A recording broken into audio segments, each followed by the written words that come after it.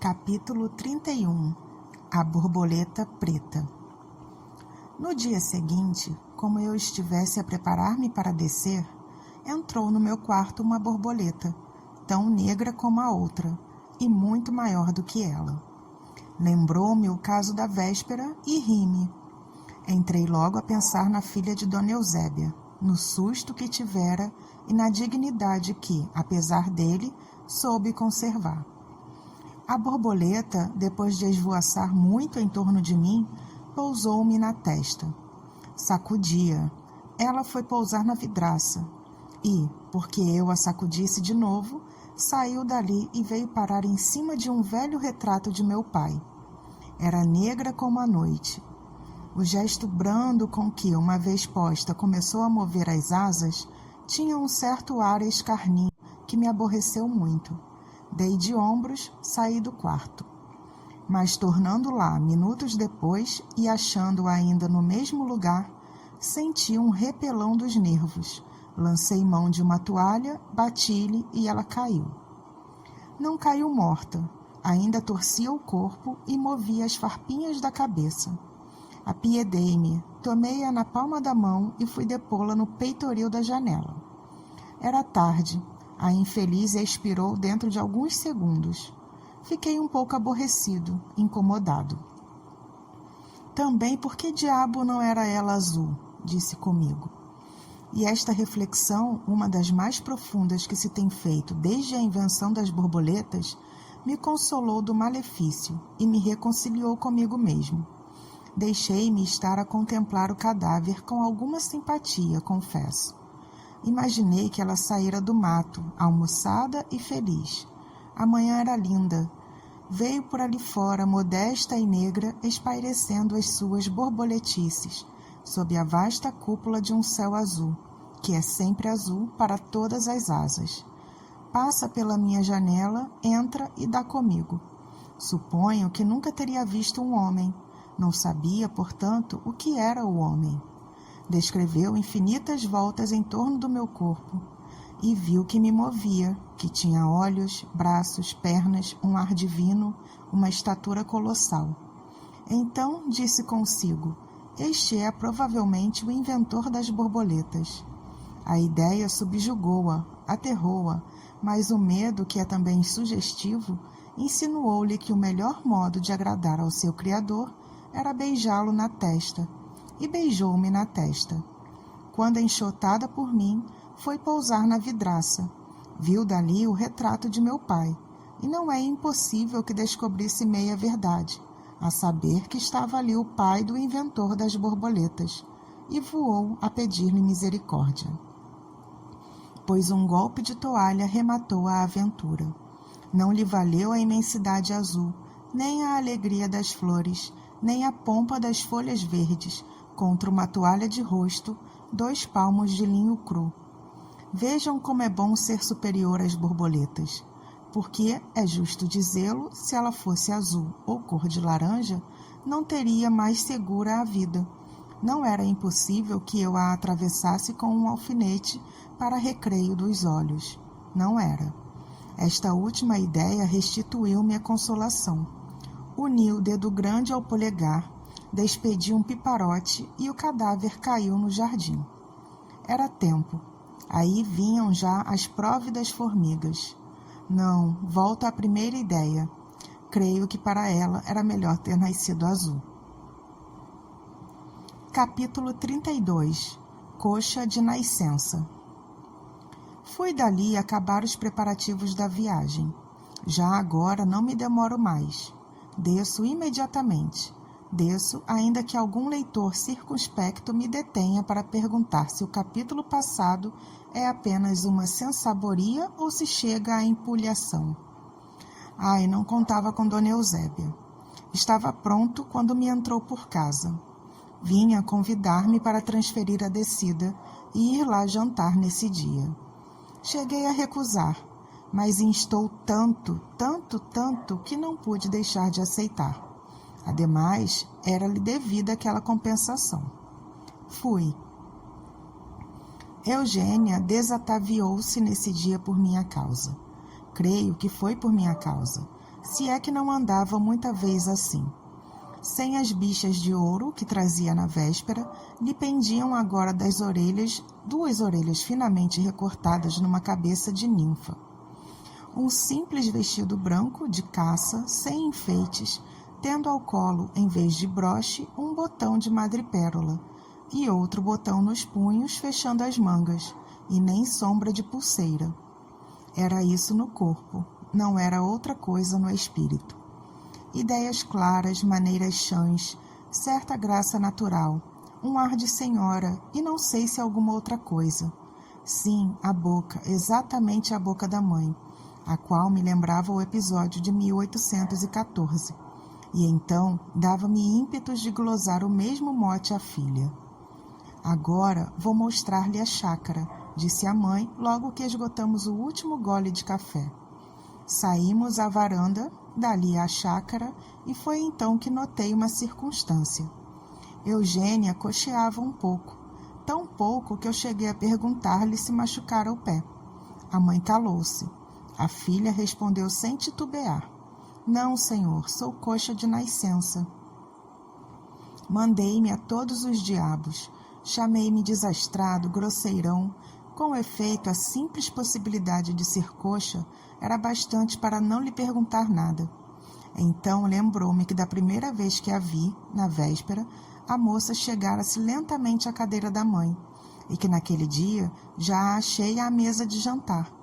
Talvez fosse para encobrir o defeito, mas por que razão o confessava agora? Olhei para ela e reparei que ia triste. Tratei de apagar os vestígios de meu desazo.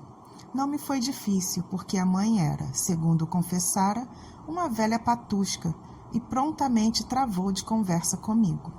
Vimos toda a chácara, árvores, flores, tanque de patos, tanque de lavar, uma infinidade de coisas que ela ia me mostrando e comentando, ao passo que eu, de soslaio, percrustava os olhos de Eugênia. Palavra que o olhar de Eugênia não era coxo, mas direito, perfeitamente são. Vinha de uns olhos pretos e tranquilos. Creio que 2 ou 3 vezes baixaram estes, um pouco turvados, mas 2 ou 3 vezes somente. Em geral, fitavam-me com franqueza, sem temeridade nem biocos. Capítulo 33. Bem-aventurados os que não descem. O pior é que era coxa. Uns olhos tão lúcidos, uma boca tão fresca, uma compostura tão senhoril e coxa. Esse contraste faria suspeitar que a natureza é às vezes um imenso escárnio. Por que bonita se coxa? Por que coxa se bonita? Tal era a pergunta que eu vinha fazendo a mim mesma ao voltar para casa, de noite, sem atinar com a solução do enigma. O melhor que há, quando não se resolve um enigma, é sacudi-lo pela janela fora. Foi o que eu fiz. Lancei mão de uma toalha e enxotei essa outra borboleta preta, que me adejava no cérebro. Fiquei aliviado e fui dormir. Mas o sonho, que é uma fresta do espírito, deixou novamente entrar o bichinho. E aí fiquei eu a noite toda a cavar o mistério sem explicá-lo. Amanheceu chovendo. Transferi a descida. Mas no outro dia, a manhã era límpida e azul. E apesar disso, deixei-me ficar, não menos que no 3º dia, e no 4º até o fim de semana. Manhãs bonitas, frescas, convidativas. Lá embaixo, a família a chamar-me, e a noiva e o parlamento, e eu sem acudir a coisa nenhuma, enlevado ao pé da minha Vênus manca. Enlevado é uma maneira de realçar o estilo. Não havia enlevo, mas gosto, uma certa satisfação física e moral. Queria-lhe, é verdade, ao pé dessa criatura tão singela, filha, espúria e coxa, feita de amor e desprezo. Ao pé dela sentia-me bem, e ela, creio que ainda se sentia melhor ao pé de mim. E isto na Tijuca, uma simples égloga. Dona Eusébia vigiava-nos, mas pouco. Temperava a necessidade com a conveniência. A filha, nessa primeira explosão da natureza, entregava-me a alma em flor. O senhor desce amanhã? Disse-me ela no sábado. Pretendo. Não desça. Não desci, e acrescentei um versículo ao Evangelho. Bem-aventurados os que não descem, porque deles é o primeiro beijo das moças.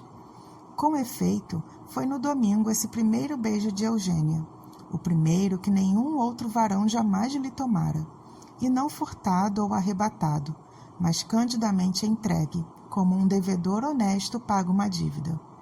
Pobre Eugênia, se tu soubesses que ideias me vagavam pela mente fora naquela ocasião, tu, trêmula de comoção, com os braços nos meus ombros, a contemplar em mim o teu bem-vindo esposo, e eu com os olhos de 1814, na moita, no Vilaça, e a suspeitar que não podias mentir ao teu sangue, a tua origem. Dona Eusébia entrou inesperadamente, mas não tão súbita que nos apanhasse ao pé um do outro. Eu fui até a janela. Eugênia sentou-se a consertar uma das tranças. Que dissimulação graciosa! Que arte infinita e delicada! Que tartufice profunda! E tudo isso natural, vivo, não estudado, natural como o apetite, natural como o sono. Tanto melhor. Dona Eusébia não suspeitou de nada. Capítulo 34. Há uma alma sensível. Há aí, entre as 5 ou 10 pessoas que me leem, há aí uma alma sensível, que está, de certo, um tanto agastada com o capítulo anterior. Começa a tremer pela sorte de Eugênia, e talvez, sim, talvez, lá no fundo de si mesma, me chame de cínico. Eu, cínico, alma sensível? Pela coxa de Diana. Esta injúria merece ser lavada com sangue, se o sangue lavasse alguma coisa nesse mundo. Não, alma sensível, eu não sou cínico, eu fui homem. Meu cérebro foi um tablado em que se deram peças de todo gênero. O drama sacro, o austero, o piegas, a comédia louçã, a desgrenhada farsa, os altos, as bufonerias, um pandemônio, alma sensível, uma barafunda de coisas e pessoas, em que podias ver tudo, desde a rosa de Esmirna até a arruda do teu quintal, desde o magnífico leito de Cleópatra até o recanto da praia em que o mendigo tirita o seu sono. Cruzavam-se nele pensamentos de vária casta e feição. Não havia ali a atmosfera somente da águia e do beija-flor. Havia também a da lesma e do sapo. Retira, pois, a expressão alma sensível. Castiga os nervos, limpa os óculos, que isso, às vezes, é dos óculos, e acabemos de uma vez com esta flor da moita. Capítulo 35. O caminho de Damasco. Ora, aconteceu que, 8 dias depois, como eu estivesse no caminho de Damasco, ouvi uma voz misteriosa, que me sussurrou as palavras da Escritura. Levanta-te e entra na cidade. Essa voz saía de mim mesmo e tinha 2 origens, a piedade que me desarmava ante a candura da pequena e o terror de vir a amar deveras e desposá-la. Uma mulher coxa. Quanto a este motivo da minha descida, não há duvidar que ela o achou e me disse. Foi na varanda, na tarde de uma segunda-feira, ao anunciar-lhe que na seguinte manhã viria para baixo. Adeus, suspirou ela, estendendo-me a mão com simplicidade. Faz bem. E como eu nada dissesse, continuou. Faz bem em fugir ao ridículo de casar comigo. Ia dizer-lhe que não. Ela retirou-se lentamente, engolindo as lágrimas. Alcancei-a a poucos passos e jurei-lhe por todos os santos do céu que eu era obrigado a descer, mas que não deixava de lhe querer e muito. Tudo hipérboles frias que ela escutou sem dizer nada. Acredita-me? Perguntei eu no fim. Não, e digo-lhe que faz bem. Quis retê-la, mas o olhar que me lançou não foi já de súplica, senão de império. Desci da Tijuca na manhã seguinte, um pouco amargurado, outro pouco satisfeito. Vinha dizendo a mim mesmo que era justo obedecer a meu pai, que era conveniente abraçar a carreira política, que a Constituição, que a minha noiva, que o meu cavalo. Capítulo 36. A propósito de botas. Meu pai, que não me esperava, abraçou-me cheio de ternura e agradecimento. Agora é deveras, disse ele. Posso, enfim? Deixei-o nessa reticência e fui descalçar as botas, que estavam apertadas.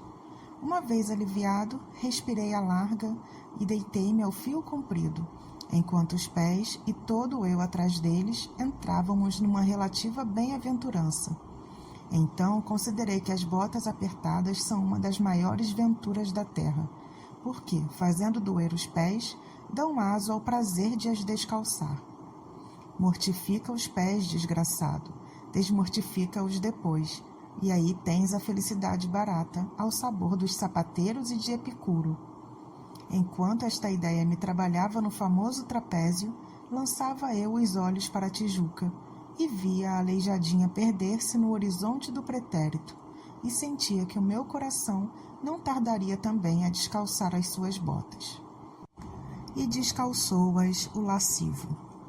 4 ou 5 dias depois, saboreava esse rápido, inefável e incoercível momento de gozo, que sucede a uma dor pungente, a uma preocupação, a um incômodo.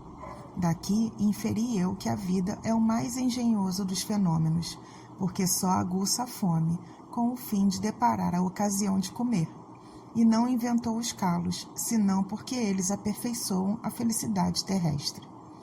Em verdade vos digo que toda a sabedoria humana não vale um par de botas curtas. Tu, minha Eugênia, é que não descalçaste nunca. Foste aí pela estrada da vida, manquejando da perna e do amor, triste como os enterros pobres, solitária, calada, laboriosa, até que vieste também para esta outra margem. O que eu não sei é se a tua existência era muito necessária ao século. Quem sabe? Talvez um comparsa de menos fizesse patear a tragédia humana. Capítulo 37. Enfim, eis aqui Virgília. Antes de ir à casa do conselheiro Dutra, perguntei a meu pai se havia algum ajuste prévio de casamento. Nenhum ajuste. Há tempos, conversando com ele a teu respeito, confessei-lhe o desejo que tinha de te ver deputado, e de tal modo falei que ele prometeu fazer alguma coisa, e creio que o fará. Quanto à noiva, é o nome que dou a uma criaturinha, que é uma joia, uma flor, uma estrela, uma coisa rara. É a filha dele. Imaginei que, se casasses com ela, mais depressa serias deputado. Só isto? Só isto. Fomos dali à casa do Dutra. Era uma pérola esse homem, risonho, jovial, patriota, um pouco irritado com os males públicos, mas não desesperando de os curar depressa. Achou que a minha candidatura era legítima, convinha, porém, esperar alguns meses, e logo me apresentou a mulher, uma estimável senhora, e a filha, que não desmentiu em nada o panegírico de meu pai. Juro-vos que em nada. Relede o capítulo 27. Eu, que levava ideias a respeito da pequena, fitei-a de certo modo. Ela, que não sei se as tinha, não me fitou de modo diferente, e o nosso olhar primeiro foi pura e simplesmente conjugal. No fim de um mês, estávamos íntimos. Capítulo 38. A 4ª edição. Venha cá jantar amanhã, disse-me o Dutra uma noite. Aceitei o convite. No dia seguinte, mandei que a sege me esperasse no Largo de São Francisco de Paula e fui dar várias voltas. Lembra-vos ainda a minha teoria das edições humanas? Pois sabei que, naquele tempo, estava eu na 4ª edição, revista e emendada, mas ainda inçada de descuidos e barbarismos, defeito que, aliás, achava alguma compensação no tipo, que era elegante, e na encardenação, que era luxuosa. Dadas as voltas ao passar pela Rua dos Ourives, consulto o relógio e cai-me o vidro na calçada. Entro na primeira loja que tinha à mão. Era um cubículo, pouco mais, empoeirado e escuro. Ao fundo, por trás do balcão, estava sentada uma mulher, cujo rosto amarelo e bexiguento não se destacava logo, à primeira vista. Mas logo que se destacava era um espetáculo curioso. Não podia ter sido feia, ao contrário, via-se que fora bonita, e não pouco bonita. mas a doença e uma velhice precoce destruíam-lhe a flor das graças. As bexigas tinham sido terríveis, os sinais grandes e muitos, faziam saliências e encarnas, declives e aclives, e davam uma sensação de lixa grossa, enormemente grossa. Eram os olhos a melhor parte do vulto, e aliás tinham uma expressão singular e repugnante, que mudou, entretanto, logo que eu comecei a falar. Quanto ao cabelo, estava russo e quase tão poento como os portais da loja. Num dos dedos da mão esquerda fugia-lhe um diamante. Creloeis pósteros. Essa mulher era Marcela. Não a conheci logo. Era difícil. Ela, porém, conheceu-me apenas de lhe dirigir a palavra. Os olhos chisparam e trocaram a expressão usual por outra, meio doce e meio triste. Vi-lhe um movimento como para esconder-se ou fugir. Era o instinto da vaidade, que não durou mais de um instante. Marcela acomodou-se e sorriu. Quer comprar alguma coisa? Disse ela, estendendo-me a mão. Não respondi nada. Marcela compreendeu a causa do meu silêncio. Não era difícil. E só hesitou, creio eu, em decidir o que dominava mais, se o assombro do presente, se a memória do passado. Deu-me uma cadeira e, com o balcão permeio, falou-me longamente de si, da vida que levara, das lágrimas que eu lhe fizera verter, das saudades, dos desastres, enfim, das bexigas que lhe escalavraram o rosto, e do tempo que ajudou a moléstia, adiantando-lhe a decadência. Verdade é que tinha a alma decrépita, vendera tudo, quase tudo. Um homem que a amara outrora e lhe morreu nos braços, deixara-lhe aquela loja de ourivesaria, mas, para que a desgraça fosse completa, era agora pouco buscada a loja, talvez pela singularidade de a dirigir uma mulher. Em seguida, pediu-me que lhe contasse a minha vida. Gastei pouco tempo em dizer-la, não nem longa nem interessante. Casou? Disse Marcela no fim de minha narração. Ainda não, respondi secamente. Marcela lançou os olhos para a rua com a atonia de quem reflete ou relembra. Eu deixei-me ir então ao passado, e no meio das recordações e saudades, perguntei a mim mesmo por que motivo fizera tanto desatino. Não era esta certamente a Marcela de 1822, mas a beleza de outro tempo valia uma terça parte dos meus sacrifícios? Era o que eu buscava saber, interrogando o rosto de Marcela. O rosto dizia-me que não. Ao mesmo tempo, os olhos me contavam que, já outrora, como hoje, ardia neles a flama da cobiça.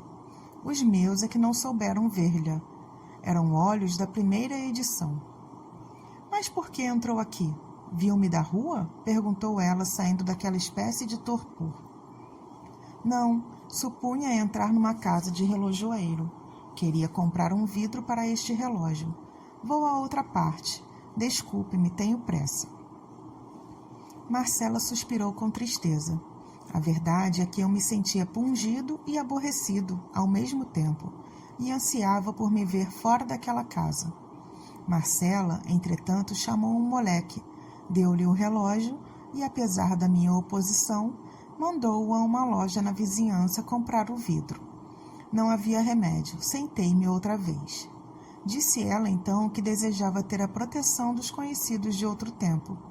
Ponderou que mais tarde ou mais cedo era natural que me casasse e afiançou que me daria finas joias por preços baratos. Não disse preços baratos, mas usou uma metáfora delicada e transparente. Entrei a desconfiar que não padecera nenhum desastre, salvo a moléstia, que tinha o dinheiro a bom recado e que negociava com o único fim de acudir à paixão do lucro, que era o verme roedor daquela existência. Foi isso mesmo que me disseram depois. Capítulo 39. O vizinho. Enquanto eu fazia comigo mesma aquela reflexão, entrou na loja um sujeito baixo, sem chapéu, trazendo pela mão uma menina de 4 anos. Como passou de hoje de manhã? Disse ele a Marcela. Assim, assim, vem cá, maricota. O sujeito levantou a criança pelos braços e passou-a para dentro do balcão. Anda, disse ele. Pergunta a dona Marcela como passou a noite. Estava ansiosa por vir cá, mas a mãe não podia vesti-la. Então, Maricota, toma a bênção. Olha a vara de marmelo. Assim, não imagina o que ela é lá em casa. Fala na senhora a todos os instantes. E aqui parece uma pamonha. Ainda ontem... Digo, Maricota. Não diga não, papai. Então foi alguma coisa feia? Perguntou Marcela, batendo na cara da menina. Eu lhe digo, a mãe ensina-lhe a rezar todas as noites um Padre Nosso e uma Ave Maria, oferecidos a Nossa Senhora. Mas a pequena ontem veio pedir-me com voz muito humilde, imagine o quê? Que queria oferecê-los a Santa Marcela. Coitadinha, disse Marcela, beijando-a. É um namoro, uma paixão como a senhora não imagina. A mãe diz que é feitiço. Contou mais algumas coisas o sujeito, todas muito agradáveis, até que saiu levando a menina, não sem deitar-me um olhar interrogativo ou suspeitoso. Perguntei a Marcela quem era ele. É um relojoeiro da vizinhança, um bom homem. A mulher também. E a filha é galante, não? Parecem gostar muito de mim. É boa gente. Ao proferir estas palavras, havia um tremor de alegria na voz de Marcela, e no rosto como que se lhe espraiou uma onda de ventura. Capítulo 40. Na sege. Nisto, entrou o moleque trazendo o relógio com o vidro novo. Era tempo, já me custava estar ali. Dei uma moedinha de prata ao moleque. Disse a Marcela que voltaria noutra ocasião e saí a passo largo. Para dizer tudo, devo confessar que o coração me batia um pouco, mas era uma espécie de dobre de finados. O espírito ia travado de impressões opostas. Notem que aquele dia amanhecera alegre para mim.